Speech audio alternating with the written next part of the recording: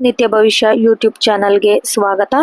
ಈ ವಿಡಿಯೋದಲ್ಲಿ 7 ಜನವರಿ 2026 ಬುಧವಾರ ದಿನದ ವಿಶೇಷತೆ ಹಾಗೂ ಅದೃಷ್ಟ ರಾಶಿಗಳು ಹೇಗಿದೆ ಅಂತ ಹೇಳಿ ನೋಡೋಣ ಬನ್ನಿ. 7 ಜನವರಿ 2026 ವಿಶೇಷತೆ. ಜ್ಯೋತಿಷ್ಯ ಶಾಸ್ತ್ರದ ಪ್ರಕಾರ ಇಂದು ವಿಶೇಷ ಗ್ರಹ ಸಂಯೋಗಗಳಿದ್ದು ಬುಧ ಹಾಗೂ ಶುಕ್ರನ ಯುತಿಯಿಂದ ಬುಧಾದಿತ್ಯ ಯೋಗ ಬರುತ್ತಿದೆ. ಇದು ವಾರ ಅಥವಾ ಶುಭ ಕಾರ್ಯಗಳಿಗೆ ಘರ್ಷಣೆಯಾಗಿದ್ದು ಭಾಗ್ಯ, ವಿಚಾರ ಶಕ್ತಿ, ವೃತ್ತಿ ಬೆಳವಣಿಗೆಗೆ ನೇರವಾಗಿ ಲಾಭದಾಯಕರವಾಗಿರುತ್ತದೆ. ಚಂದ್ರನು ಶಂಕರ ಹಂತದಲ್ಲಿದ್ದು ಭಾವನಾತ್ಮಕ ಶಾಂತಿ, ಆತ್ಮ ಪರಿಶೀಲನೆ ಹಾಗೂ ಹಿಂದಿನ ಅನುಭವಗಳನ್ನು ನಿರ್ಧರಿಸಲು ಸೂಕ್ತ ದಿನವಾಗಿದೆ ಅಂತಾನೆ ಹೇಳ್ಬಹುದು. ವೀನಸ್ ಮತ್ತು ಮಾರ್ಸ್ ಶಕ್ತಿಯ ಸಮನ್ವಯ ಹಾಗೂ ಸಂಯೋಜನ ಪರಿಣಾಮ ಸಂಬಂಧಗಳು ಮತ್ತು ಆಸೆ ಚೇತನೆಯಲ್ಲಿ ಬದಲಾಗುತ್ತದೆ. ಹೀಗಾಗಿ ಜ್ಯೋತಿಷ್ಯ ಶಾಸ್ತ್ರದಲ್ಲಿ ವಿಶೇಷವಾಗಿ ಈ ದಿನದ ಶಕ್ತಿ ಎಂದು ಪರಿಗಣಿಸಬಹುದು. ದಿನದ ಉಚಿತ ಅರ್ಥ ಅಂದ್ರೆ ಸಾಮಾನ್ಯ ಜ್ಞಾನ ನೋಡೋದಾದ್ರೆ ಈ ದಿನದ ಗ್ರಹ ಸಂಚಲನೆ, ಆರೋಗ್ಯ ಕಾರ್ಯಗಳು ಹಾಗೂ ಭಾವನಾತ್ಮಕ ಸ್ವಚ್ಛತೆಗಳಿಗೆ ಉತ್ತಮ ಅವಕಾಶವಿದೆ ಅಂತಾನೆ ಹೇಳಬಹುದು.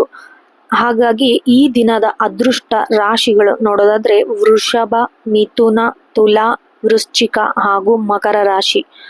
ಒಂದಾಗಿ ಯಾವ್ಯಾವ್ದು ಬಗ್ಗೆ ಅವರಿಗೆ ಲಾಭವಿದೆ, ಅವರ ಶುಭ ಫಲಗಳು ನೋಡೋದಾದ್ರೆ ಮೊದಲನೇದಾಗಿ ವೃಷಭ ರಾಶಿ. ವೃಷಭ ರಾಶಿಯವರಿಗೆ ಈ ದಿನ ಉದ್ಯೋಗದಲ್ಲಿ ಬದಲಾವಣೆ, ಹಣಕಾಸಿನ ತೊಂದರೆ ದೂರ ಆಗತ್ತೆ, ಬೇರೆಯವರು ನಿಮಗೆ ಸಹಾಯ ಮಾಡ್ತಾರೆ ಕಚೇರಿಯಲ್ಲಿ, ಹಾಗೆ ದೈನಂದಿನ ಯಶಸ್ಸು ಕೂಡ ಸಿಗತ್ತೆ ಇವತ್ತು ಅಂತಾನೆ ಹೇಳ್ಬಹುದು. ಮುಂದಿನ ರಾಶಿ ಮಿಥುನ ರಾಶಿ. ಮಿಥುನ ರಾಶಿಯವರಿಗೆ ವೃತ್ತಿಯಲ್ಲಿ ಬಹಳಷ್ಟು ಬೆಳವಣಿಗೆ ಹಾಗೂ ಪ್ರಗತಿಯನ್ನು ಕಾಣ್ತೀರಾ. ಹಣಕಾಸಿನ ಸಮಸ್ಯೆ ಇವತ್ತು ನಿಮಗೆ ದೂರ ಆಗತ್ತೆ ಅಂತಾನೆ ಹೇಳ್ಬಹುದು. ಮುಂದಿನ ಅದೃಷ್ಟ ರಾಶಿ ತುಲಾ ರಾಶಿ.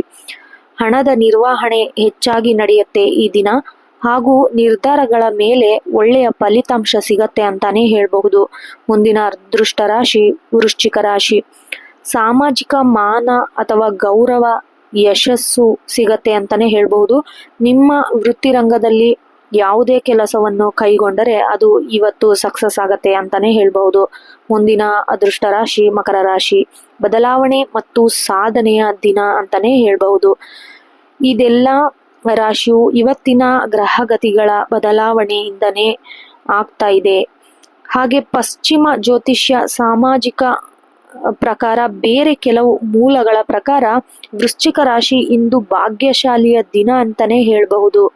ಹಾಗೆ ಹಿಂದೂ ಪಂಚಾಂಗದ ಪ್ರಕಾರ ನೋಡೋದಾದ್ರೆ 7 ಜನವರಿ 2026 ಕೃಷ್ಣ ಪಕ್ಷ ಚತುರ್ಥಿ. ಚಂದ್ರನು 4ನೇ ಹಂತದಲ್ಲಿ ಈ ದಿನ ಬೆಳಗ್ಗೆ 10:29ಕ್ಕೆ ಪಂಚಮಿ ತಿಥಿಗೆ ಮುಟ್ಟುತ್ತಾನೆ. ಇದು ದಿನವಿಡೀ ದೈವ ದೃಷ್ಟಿ ಹಾಗೂ ಶುಭಕರ ಕಾಲವೆಂದೇ ಪರಿಗಣಿಸಬಹುದು. ನಕ್ಷತ್ರ ನೋಡೋದಾದ್ರೆ ಈ ದಿನದ ಮೊದಲ ಭಾಗದಲ್ಲಿ ಮೇಘ ನಕ್ಷತ್ರ ಇದೆ ಮತ್ತು ಬಳಿಕ ಪುನರ್ವಸು ನಕ್ಷತ್ರ ಬರುತ್ತದೆ. ಇಂತಹ ಚತುರ್ಥಿ, ಪಂಚಮಿ ತಿಥಿಗಳು ಸದಾ ಪೂಜೆ, ಹೋಮ ಮತ್ತು ದೇವತಾ ಆರಾಧನೆಗಳಿಗೆ ಉಪಕಾರಿ ಎಂದು ಪರಿಗಣಿಸಲಾಗಿದೆ. ವಿಶೇಷವಾಗಿ ಶಿವ, ಗಣೇಶ, ಲಕ್ಷ್ಮಿ ಪೂಜೆಗೆ ಇದು ಬಹಳಷ್ಟು ಒಳ್ಳೆಯ ಸಮಯ ಅಂತಾನೆ ಹೇಳ್ಬಹುದು. ಸಾಂಪ್ರದಾಯಿಕ ಆಚರಣೆಗಳು ನೋಡೋದಾದ್ರೆ ಬನ ಅಷ್ಟಮಿ ಅಥವಾ ಮಾಸಿಕ ದುರ್ಗಾ ಅಷ್ಟಮಿ. ಈ ದಿನ ಅಷ್ಟಮಿ ತಿಥಿಯಲ್ಲಿ ದುರ್ಗಾ ದೇವಿಯನ್ನು ಮಾನಸಿಕವಾಗಿ ಪೂಜೆ ಮಾಡುವುದರಿಂದ ನಿಮ್ಮ ಶಕ್ತಿ ಆರಾಧನೆಯಲ್ಲಿ ಬಳಸುವ ದಿನ ಬಹಳಷ್ಟು ಉತ್ತಮಕರ ಅಂತಾನೆ ಹೇಳಬಹುದು.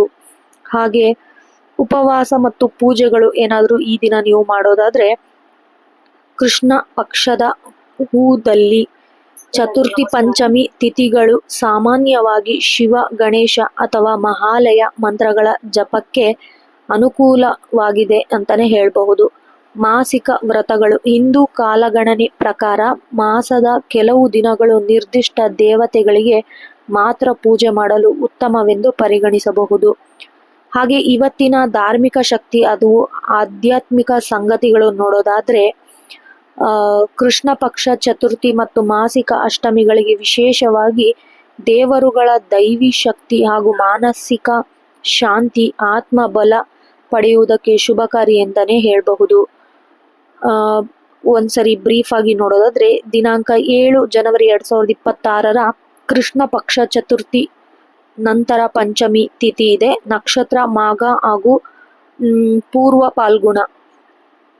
ಧಾರ್ಮಿಕ ಆಚರಣೆ ಮಾಸಿಕ ದುರ್ಗಾ ಅಷ್ಟಮಿ, ಬನ ಅಷ್ಟಮಿ, ದುರ್ಗಾ ಪೂಜೆ ಮಾಡಬಹುದು. ಇವತ್ತು ಉಪದಾನ, ಪೂಜೆ, ಧ್ಯಾನ, ಉಪವಾಸ ಇದಕ್ಕೆ ಶುಭಕಾರಿ ಅಂತಾನೆ ಹೇಳಬಹುದು.